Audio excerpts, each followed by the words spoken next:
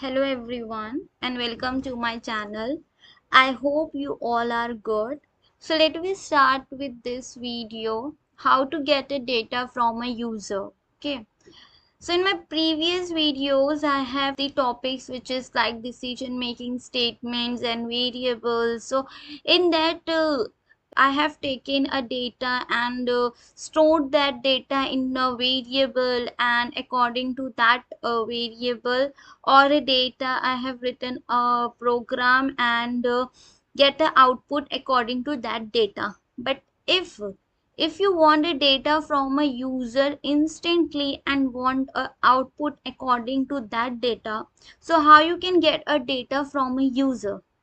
So let me start with this, how you can get a data from a user in this video. Okay, so let I create one of the variable a, and after that I will open a parenthesis, and under this parenthesis I write a input.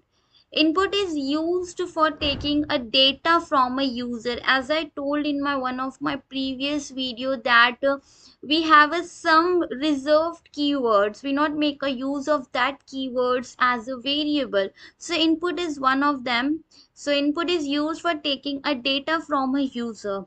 After writing an input, you have to open again one of the parentheses, and under this with the double quotation you have to write a message, whatever message you have to shown to the user.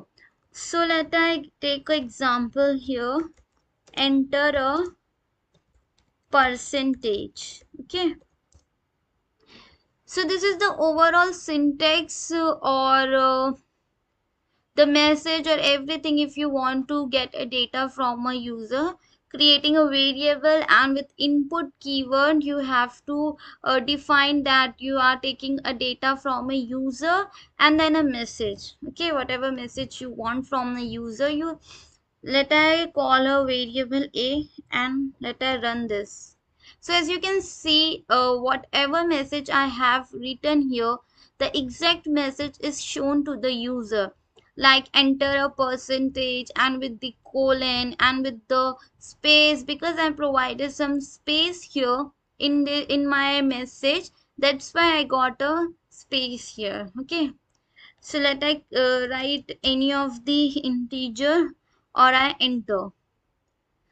So I get the data, whatever data. It means user ने जो भी data डाला है वो आपको output मिल गया. Okay, and let we go with character data type. If I want to write a character, so it is also the same syntax.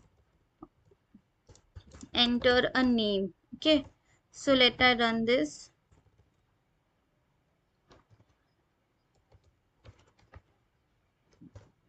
Okay, so I hope till here you understood how you can write a syntax or write a code for getting a data from a user.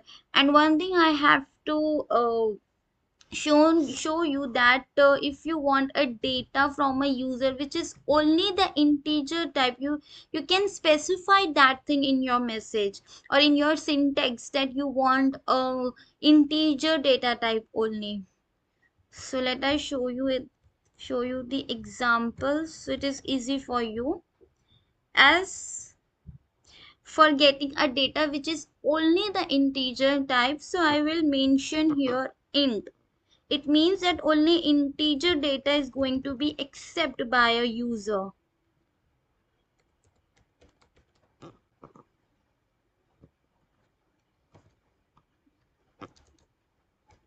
Okay, but if I run this and I'm writing some char, so I got a error because int is specified here to get the only integer value. Okay, so I hope till here you understood how you can get a data from a user.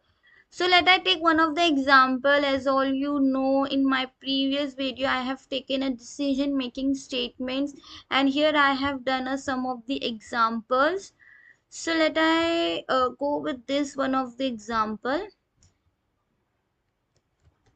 and I run this code, but This time I will create the variable and take a data from the user. So I will create a same variable x. I'm not going to change that variable. The only thing is that I want a data from a user, and I am going to explain that I only want the integer data type. So enter the value to check the number. It means to check the number, it is positive or negative or a zero. So that I run this and I write a number.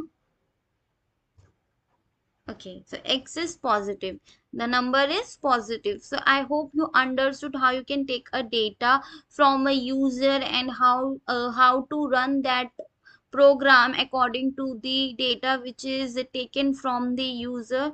Let I take here example 0, x is 0.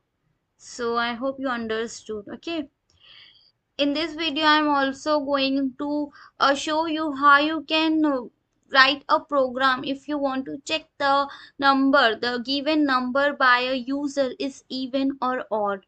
So let me start with that program. Firstly I will create one of the variable. Let I take y, and the syntax, firstly int, because the number we are going to check it's only integer type, that's why int. And the input to get the data from a user, then my message, enter the number. Okay, now here I'm going to write a condition, and for this problem, the problem is that I'm going to check the number is even or odd. So only two condition is present in this problem. The one is if the number is even, then I have to print, and else if the number is not even, then I have to print.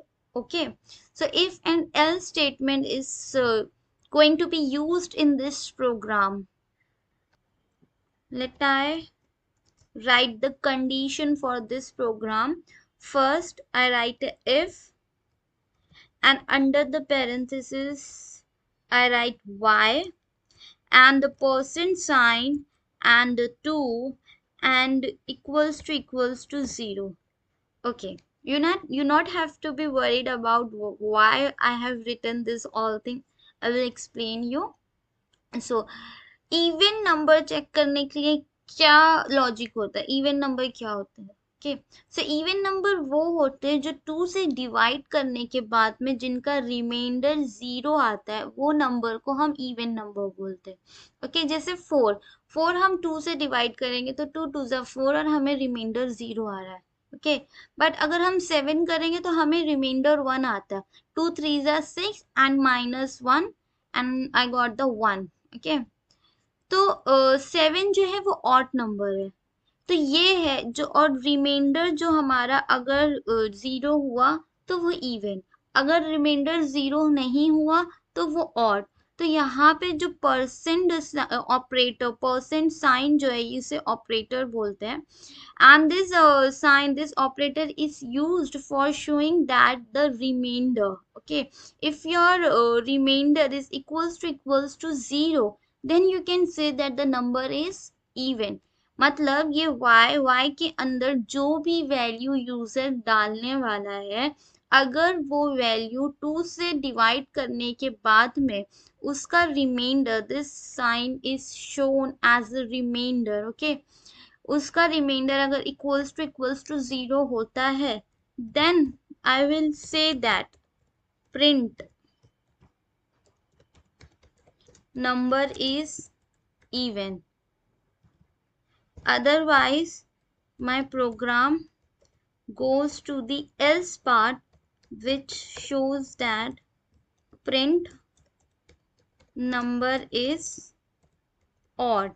Okay, so I hope this logic it's understood by you, and the program this is a very simple program. सिर्फ इतना है कि आपको यहाँ पे logic समझ में आना चाहिए, और कोई भी प्रोग्राम के लिए लॉजिक अगर आप परफेक्टली लिखते हो इफ कंडीशन के अंदर और एलिफ कंडीशन के अंदर, तो वो जो कंडीशन है वो अगर करेक्ट हुआ तो आपका प्रोग्राम भी करेक्ट रन होगा, और they will show you the correct output.